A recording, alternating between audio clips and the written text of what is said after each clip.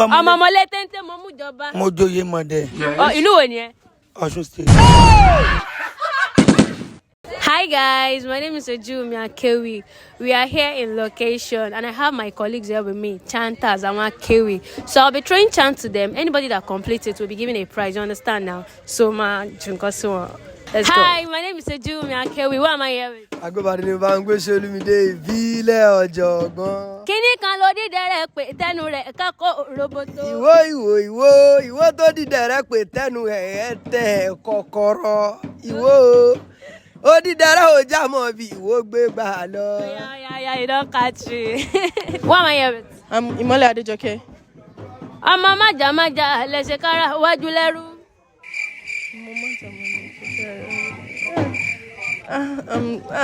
Mama Jamaja, let's shake her. And see that be I just saw.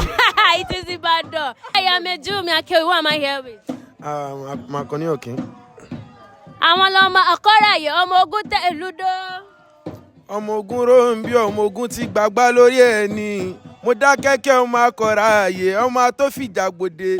Bí wọn kò bá rógun mọ́ bí wọn kò bá rọ́tẹ̀ mọ́ wá lọ rè é tẹ́lú dákẹ́kẹ́. Yeah, you don't catch me. Thank you. Hi, I'm Hejiwumiakewi. Who am I here with? Orúkọ mi ni Mimic Boy. Ọmọ lẹ́tẹ̀ntẹ̀ Momujoba. Mi ò lé téńté kankan o, mi ò dẹ̀ lé jóyè mọ̀dẹ́ o. Mi ò wá mọ ibi tó fẹ́ kí n lé téńté lọ. Continue jàre. Continue ORIKI yẹn. Kí n kí oríkì. Ọmọ lẹ́tẹ̀ntẹ̀ Momujoba. Mo jóyè mọ̀dẹ́. Ṣé orin ni kí n fi ṣe àbí oríkì gangan? Ọmọ lẹ́tẹ̀ntẹ̀ jọba. Ọmọ lẹ́tẹ̀ntẹ̀. Ó ṣì mí ìlú wo ni ẹ? Osun State. No, Àjàṣẹ́ ni. Àjàṣẹ́ Èpo. Ọmọ onípò aláìlú. Ọmọ lẹ́tẹ̀ntẹ̀. Hi, I'm Hejiwumiakewi. Who am I here with? I'm a father Yakanbi. Ọmọ bọ̀rọ̀ mi ò pagi. Oh, mi ò pọ̀ pẹ́. Oh, tí gbàgùdà wọn pé wọn bàbá tán àwọn ò tí ò dé ṣeré. Ọ̀dẹ̀dẹ̀ kan gbòòrò wọn ò rí ibi tó gbòòrò tó yóò dé gbangba lọ. Ìlú wo ni ẹ? Ẹ̀gbá ni wọ́n lákèjọ. Yeah, you don't catch me. Thank you. I'm do comedy. Ààrẹ pẹ̀ta àwọn gbà á. Òṣogbo òròkì ìlú àró. Ará dẹ̀dẹ̀ mọ̀ jáwàre pẹ̀tọ̀.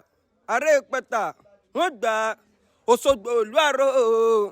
Àníyàn lábẹ́bẹ̀ ẹlẹ́yẹlé àró. Ẹ̀yàn ẹ bọ́sùn ṣàbòsí lẹ́yẹ ní bẹ́bọ̀sùn ṣàbòsí. Ọládé kojú awọlé olúwa rẹ̀ náà lọ. Yeah, thank you. Don't catch me. Thank you. Hi, I'm Hejiwumiakewi. Who am I here with? Àyìndé Ẹ̀ṣọ́.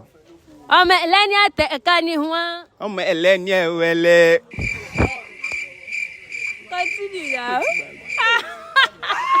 Ìlú wo ni ẹ? Ìjẹ̀ṣà. Thanks so much for watching. Don't forget to like, comment, and share the video. See you next week. Bye.